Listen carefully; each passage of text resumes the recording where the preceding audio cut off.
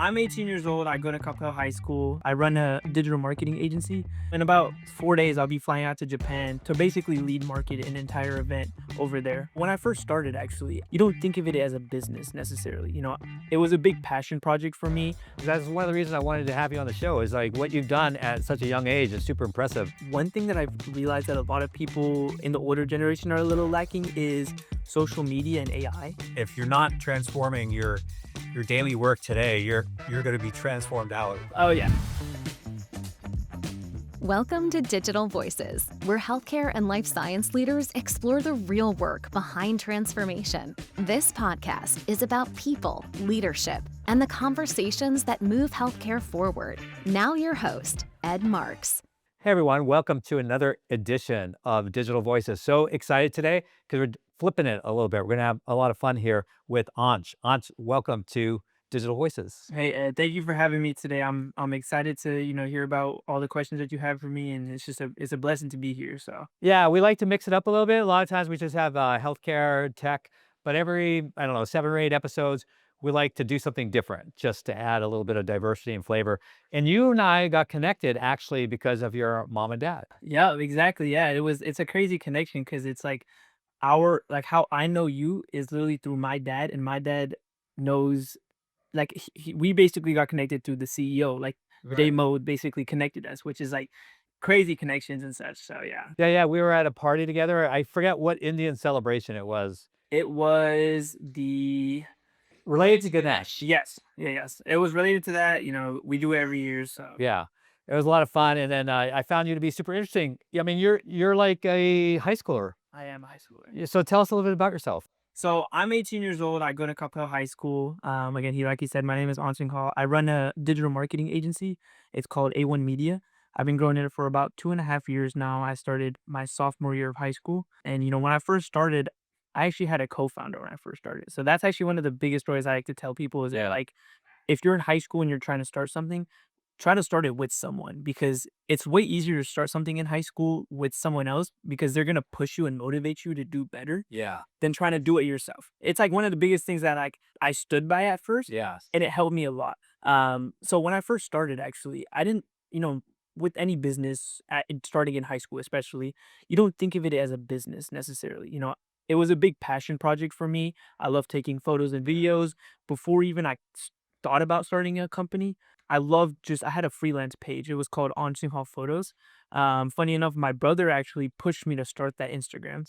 So we were on a little family trip in Vegas, and he was like, "Hey, you started taking photos and everything. I think you should start showing this to the public." Yeah. And I was like, "Okay, maybe I'll start an Instagram."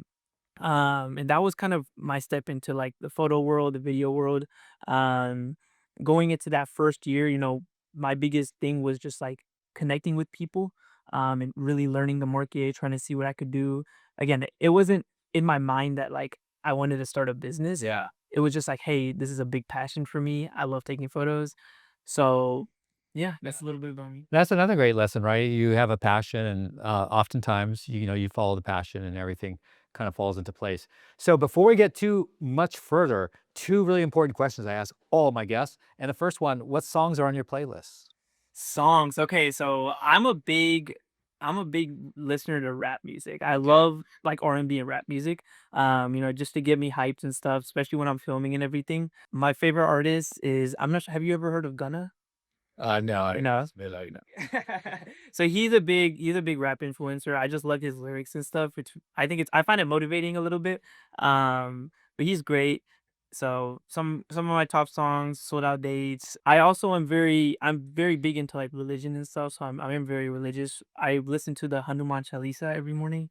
So that's always on my top. That's probably the top of my playlist actually. All right. We're going to add that to our playlist. We do have a Digital Voices playlist on Spotify. Yeah? Yeah. So we're always adding new music, and one of the reasons we asked that question. And then the second thing, are there like words that you live by, or quotes, or mantras? So one of the biggest things that I actually stand by, I picked it up in early of 2025. It was called Kaizen. So Kaizen is a Japanese philosophy. It basically just means like continuously improving yourself or getting like 1% better every single day. Right around January of 2025, so early 2025, I was kind of plateauing. That was the time when I had realized that like I'm transitioning this from a passion thing to like an actual business. And I had seen a vision in it. So going into 2025, I read a book called Atomic Habits. You probably heard of that. Oh yeah, I have that. Great book. It's an amazing book. I suggest it for anyone Yes. at in high school. It's an amazing book. Talks a lot about, self discipline and really being able to do something crazy in high school. So one of the biggest things in that book was that phrase Kaizen, and it had stuck with me really well. And I was like, this is something that I want to implement in my life. Yeah. So going into 2025, I implemented it, and I had seen so much growth with literally just that word. And I believe like God had literally put that word in front of me for a reason. So yeah, That's very cool. stand by that word all the time. And so tell us about your life a little bit, like growing up. So are you from Dallas Fort Worth? Where are you from? Yeah. So I'm born and raised in Dallas. I've always lived Coppell my whole life, which made it kind of easy to build friends and build Yeah. relationships. I love moving around though. I'm a big traveler, a big adventure guy. So, going on hikes, doing all of that stuff, just traveling to the beach, taking Airbnb here and there. Like Yeah. I'm a huge, huge advocate for that stuff. All right, well, let's talk a little bit about A1 Media because that's one of the reasons I wanted to have you on the show is like what you've done at such a young age is super impressive. I mean, this isn't like when I was in high school, my business was I had a TP company, like toilet paper company, where we would get paid to toilet paper people's houses. So this is much, what you're doing is adding much more value to people's lives. Yeah. I mean, it's significant what you're doing. So tell us maybe you can't name them specifically, but tell us about a couple clients and what are you doing? So yeah, so a couple of clients. I actually just picked up one of my bigger clients just recently, Paiwan Football. So they basically run 7-on-7 tournaments. It's a style of football that you can play where it's like two hand touch. So they basically run tournaments all around the nation.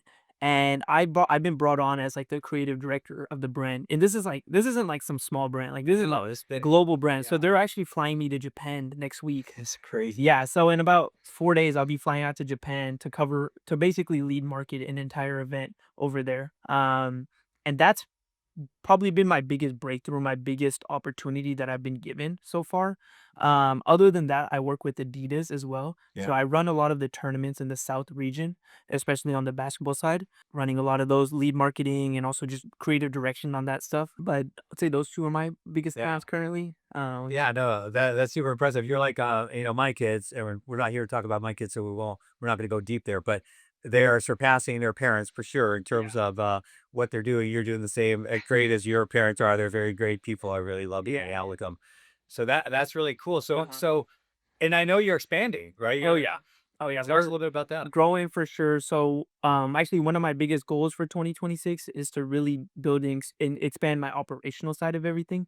I really want to grow more pillars of success within my business.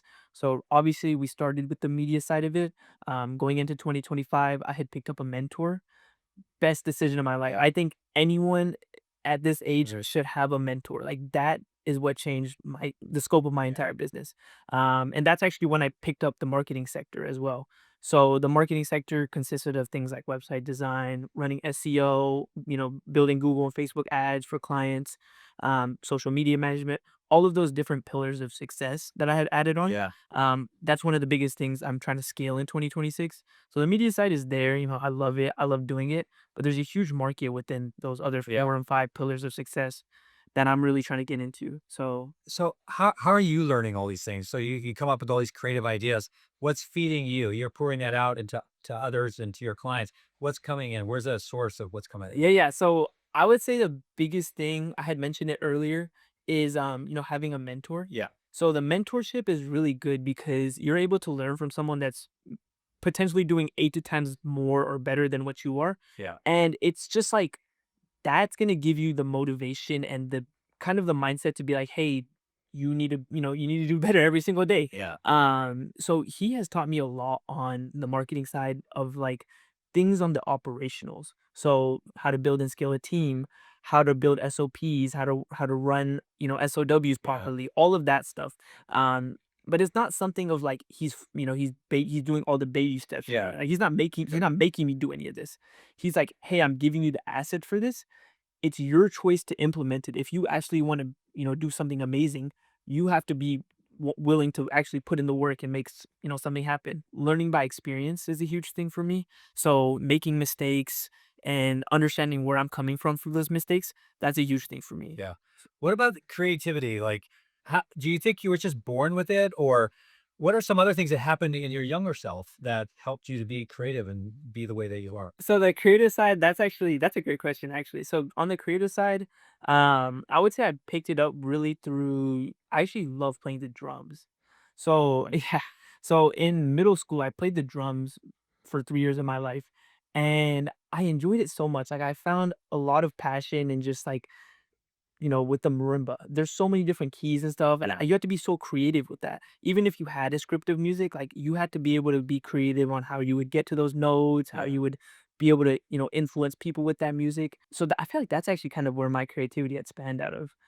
It's kind of crazy from something like drums and stuff, but I would say even before that, I've always been in like the sports realm.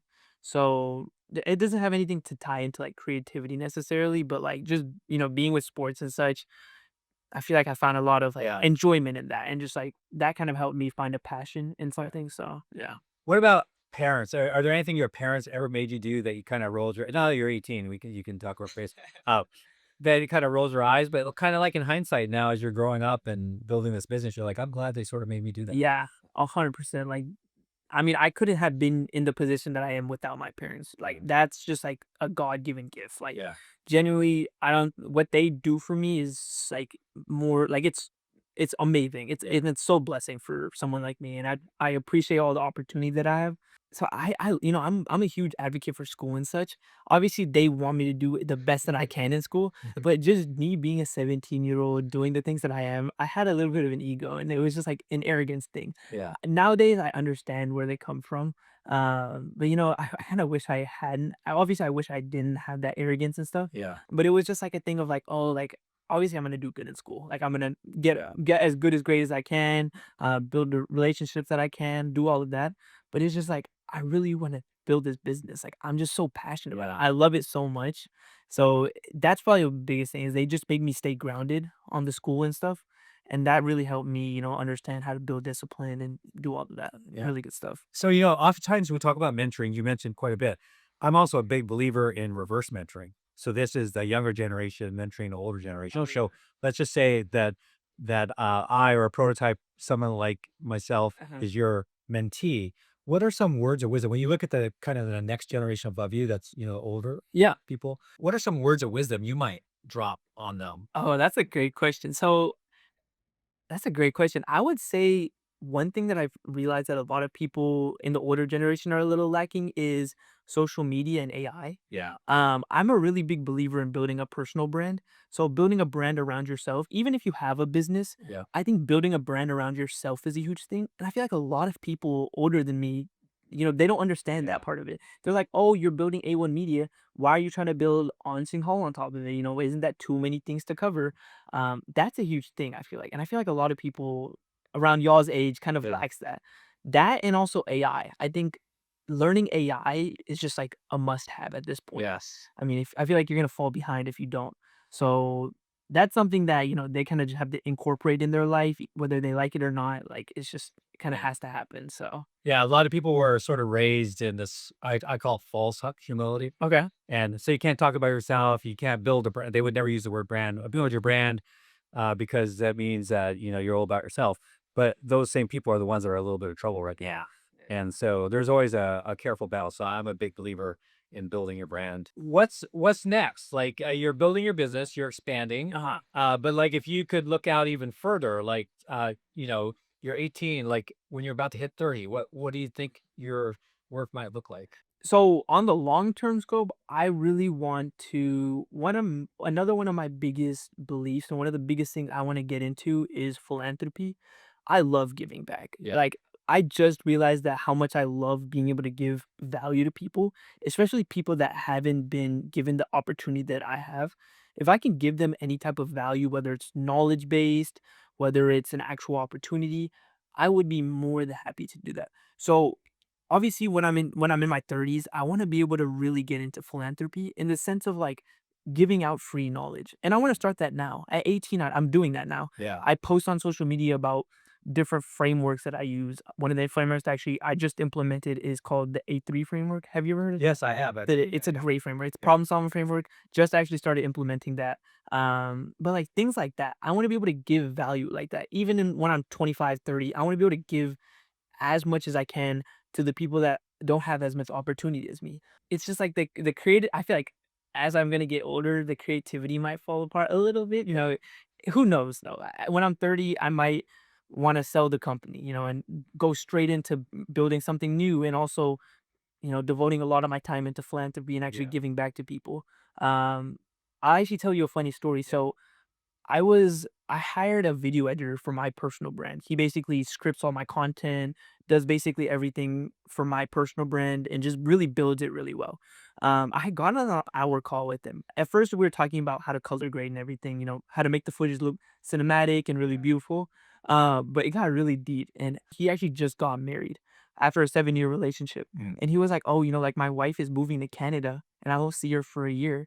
And like the thought of after he had told me all of that stuff, he basically was like, "Oh, I'm gonna move to Canada in like 5 or 6 months," and I'm thinking like I'm gonna drop the agency, like the video editing Yeah. agency, and pick up plumbing. And I was like, man, I was like, where is this thought Yeah. even coming? You're like one of the best editors I've ever worked with, and the thought of you going from video editing to plumbing, that didn't even like shock my mind. And he had told me that, and I had realized I was like, I mean, this guy's working 20 hours a day on video editing. Like I mean, his opportunity and obviously him living in India and stuff, it's way harder. Him telling me that story, it like stuck to me. And I was like, man, like that really motivated me to be like, if I can do something amazing in life, Yeah. I want to be able to give people like him an opportunity because he's passionate, he loves it, and he's disciplined. And it's just that he can't grow it well because he doesn't have the opportunity, right? So like that just stuck with me, and it's just something that I really want to do, especially when I grow older. I think giving value at 18 is a little bit. You have to be more credible, but I think Yeah. any type of help I can give. Oh So yeah, yeah. That's very cool. So our audience is primarily healthcare. okay, And I know you're 18, you haven't worked in healthcare, but your dad works in healthcare huge healthcare guy. and tech and tech. And so when you take what you do know about healthcare, what are your ideas around healthcare? How can we improve healthcare, whether it's the experience or medicine or any thoughts about it? Healthcare. Okay, so the healthcare sector, I'm not a huge healthcare guy, obviously. I mean, Yeah. big into like the business and marketing and all of that. On the healthcare side, I really want, I'm just, I would say I'm more curious about what's going to happen on healthcare, Yeah. especially with AI and stuff. I'm really curious. What do you actually think? What do you think about like the healthcare sector in the next 10 years? Yeah. Well, I think it's going to completely get blown up Okay. from what we know today. And that, you won't be seeing a primary care doc to control everything that you do. I think you'll use AI. Okay. I'm already doing that. Yeah, yeah. I've been doing it for over a year, Yeah. and I talk to other people, and it's just the wave. Yeah. And no one's going to stop it. Do you think it's an exponential growth? Yeah, I think we will see a hockey stick type of spike Okay. Yeah. probably in the next year. Chat GBT, we're recording in January 2025. Chat GBT just came out their health version. I guess there's a wait list. And I think as that gets better, it's kind of like Waymo. When Waymo first came out, people were like, "Oh, it's going to get in accidents." And sure enough, I don't remember the exact number, but you had twice more accidents than you did a person driving. Now it's twice less, Okay. and it's going to keep getting less, like flying an airplane. I And so, see. why would you not want to do Waymo? And it's the same with AI and healthcare. Yeah, sure. Probably right now, there's still some junk out there, and you got to be careful, kind of double check whatever. Yeah. But there's a lot of low risk things that you could do yourself now, and that's what I do, and I think a lot more people are doing it. And as it gets better and better and better, I think that risk goes way down, and as that risk goes way down, utilization goes way up. For sure. Uh, For sure. And then we talk about how healthcare has a crisis in terms of a shortage of physicians and stuff like that. Well, I think it solves that shortage, and those physicians, instead of doing mostly primary care, will do specialist type things. Okay. So you always need the specialist. Yeah. But man, basic primary care, I could go on, and I don't want to steal this time from you. So, yeah. but I'm always curious, what younger people who are sort of tech forward, Yeah. think about, man, because it's kind of ridiculous the way that our healthcare system operates. Oh yeah, for sure. And I think that's just one of the things I'm curious about is like Yeah. obviously moving into I think more specialized jobs are gonna be more so I don't think I mean, do you think those are gonna get taken? No, no, I think you always need, specialists that are gonna, have to get in and cut you or what have you. But even a lot of that's gonna be AI driven or Oh, you think so? certainly is AI driven. Yeah. But there'll still be that need. It's interesting at Arizona State University, which I think is by student population, maybe the biggest. Mhm. They have a new med school. I think maybe 1 or 2 years old. Yeah. And all physicians not only are getting their medical degree, but also engineering. Oh wow. And to me, that makes total sense. It does. It really does. Because you want to know how to prompt, you want to know how the tech part of it. Yeah. Oh yeah. And I know a lot of colleges are implementing AI classes now Yeah. too. Like I had I remember some school. So I just got into the school of SMU, the SMU School of Business. Oh, yeah. So I'm actually just committed there. And one of the programs they offer is like an AI, an entire course around AI.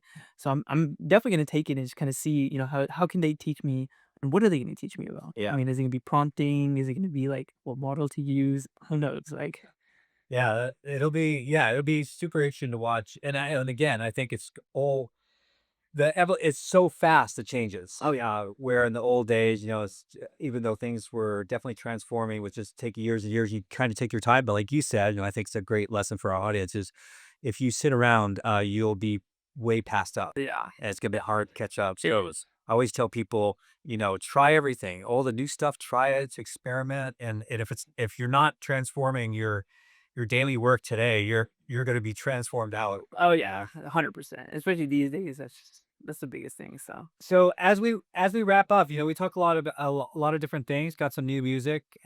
Learned a lot about you and learned about your business that you started a couple years ago, and now it's growing, growing, growing. And some of the customers are just amazing. Logos that you have, and your whole future, and some of your thoughts. If you think about my audience one more time, being mostly healthcare and mostly probably around, I'm going to say the average age is 40. So you can have some early career. We can have some people like me that are past 40 that are I don't want to say towards the end of our career, but getting into that next generation. Sama. Words of wisdom. What else would you say to them? So another thing I would say, I think a lot of people, like I said about opportunity, I think a lot of people have so much that they could give to people my age, value wise. If people were to post, kids are all over social media. Yeah. If you were to start a social media and literally just talk about something healthcare related or something in the medical space, you don't understand how influential that is for someone like that. Because that's the best way to learn. Learning from someone else it's so impactful. I mean, like genuinely, that's what's helped me grow what I have.